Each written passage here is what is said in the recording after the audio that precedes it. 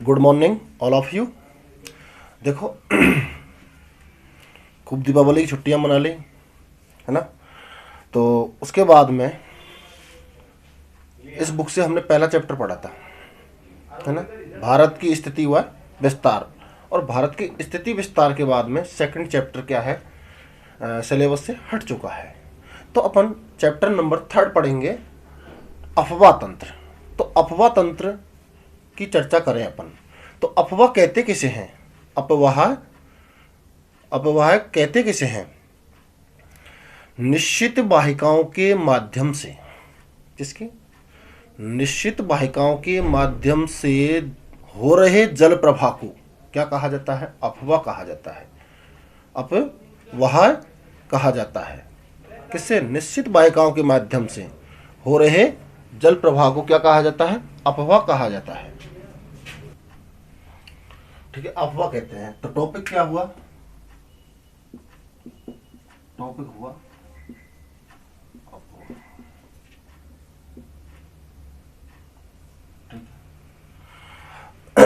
अपन ने पढ़ा निश्चित वाहिकाओं के माध्यम से हो रहे जल प्रवाह को अफवाह कहते हैं। अफवाह कहते हैं। देखो, ये कोई जैसे नदी के माध्यम से क्या हो रहा है? जल प्रवाह हो रहा है ना। अब निश्चित है, एरिया भी निश्चित हो गया। अब इसमें होकर क्या हो रहा है? जल प्रवाह हो रहा है। तो इसे हम क्या बोलेंगे? अफवाह बोलेंगे। और इसमें विभिन्न वाहिकाओं का, ये वाहिका एक, इधर से भी आके वाहिका मिल गई, इधर से भी आके वाहिका मिल गई है ना, इधर से भी आके वाहिका मिल गई। तो विभिन्न वाहिकाओं के बने हुए जाल को, विभिन्न वाहिकाओं के बने हुए जाल को क्या बोलते हैं हम? अफवाह तंत्र बोलते हैं। क्या बन गया? सिस्टम बन गया है ना, अफवाह तंत्र बोलते हैं। देख लो आप, अफवाह क्या हो रहा? निश्चित वाहिकाओं के माध्यम से हो रहे जल प्रवाह, जल प्रवाह को अफवाह कहते हैं। और विभिन्न वाहिकाओं का जो मिश्रण हो रहा है, देख लो, जैसे माना कि 1 2 3 4 5 6 7 8 कितनी भी हो सकती हैं वाहिका आपस में मिल रही हैं और उनसे क्या बन रहा है? जाल बन रहा है। उसे क्या बोलेंगे अपन? अफवाह तंत्र बोलेंगे। क्लियर? आगे देखो,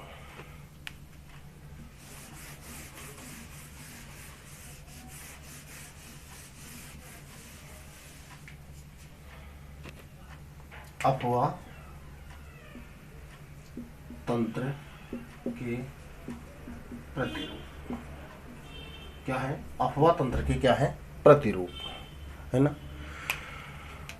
ज्यामिति के आधार पर, ज्यामिति के आधार पर वाहिकाओं का जो प्रवाह हो रहा है, जो आकृति ले लेती हैं, जो आकृति ले लेती हैं, उसे हम क्या बोलते हैं? अफवाह तंत्र का प्रतिरूप बोलते हैं। क्या बोलते हैं? अफवाह तंत्र का प्रतिरूप बोलते हैं। जैसे अपन बात करें पहले अफवाह तंत्र के प्रतिरूप की, वृक्षाकार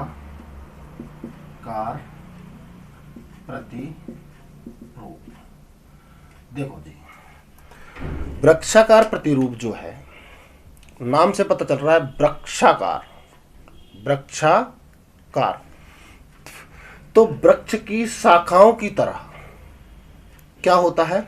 नदी का प्रवाह होता है, वाहिका का प्रवाह होता है, उसे हम बोलेंगे वृक्षाकार प्रतिरूप। क्या बोलेंगे? क्या बोलेंगे जी? वृक्षाकार प्रतिरूप। देख लो आप, मान के चलो ये मुख्य शाखा है ना, और यहाँ से खूब सारी ऐसे पेड़ में डालियां होती हैं। तो इस तरह से क्या बन जाएगा?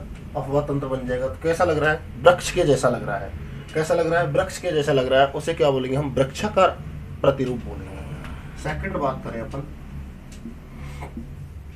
जालीनुमा प्रतिरूप। देखो, जालीनुमा प्रतिरूप कैसे बनता है? जब नदियां एक दूसरे के समांतर बहती हों, जब नदियां एक दूसरे के समांतर बहती हों और उनकी सहायक नदियां उन्हें समकोण में आके गिरती हैं।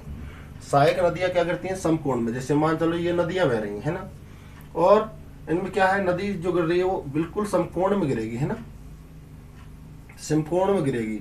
तो ये जो समकोण में जो नदियां गिरेंगी, तो यहाँ पे जो स्थिति बनती है वो ऐसी लग रही है कि जाने तो जाली बन रही है। तो इसलिए इसे क्या कहा जाता है? जालीनुमा प्रतिरूप कहा जाता है जी। क्या कहा जाता है? जालीनुमा प्रतिरूप कहा जाता है। राइट। फिर आता है साहब थर्ड नंबर की बात करें तो अरीय प्रतिरूप। कौन सा आता है जी? अरीय प्रतिरूप। देखो अरीय प्रतिरूप। अरीय प्रतिरूप, तो अरीय प्रतिरूप में क्या होता है? एक केंद्र बिंदु से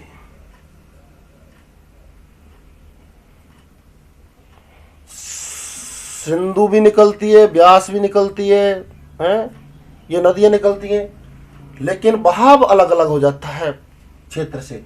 तो अरीय प्रतिरूप एक केंद्र बिंदु से विभिन्न मार्गों की ओर क्या होती हैं? नदी प्रवाहित होती हैं। तो उसे हम क्या बोलेंगे? अरीय प्रतिरूप। ये देखो नदी जा रही है, ये देख लो आप, ये लो,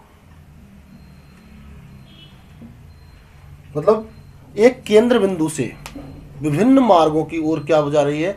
नदी जा रही है। उसे हम क्या बोलेंगे? अरीय प्रतिरूप बोलेंगे। क्या बोलेंगे जी? अरीय प्रतिरूप बोलेंगे। यहां तक कोई दिक्कत है? आगे देखो साहब, आगे अपन चर्चा करते हैं किसकी? अभिकेंद्री की। किसकी बात करते हैं? अभिकेंद्री प्रतिरूप की। तो अभिकेंद्री प्रतिरूप में क्या होता है?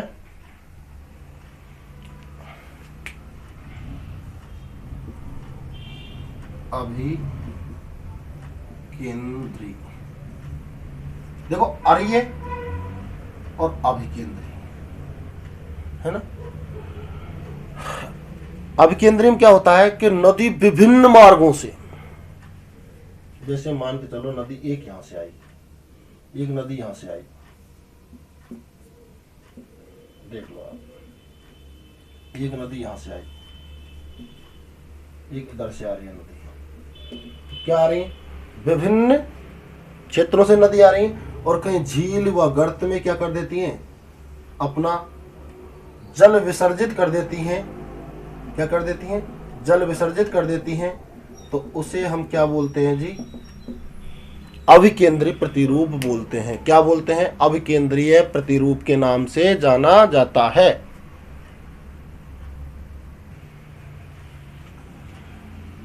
अभिकेंद्री हो गया। देखो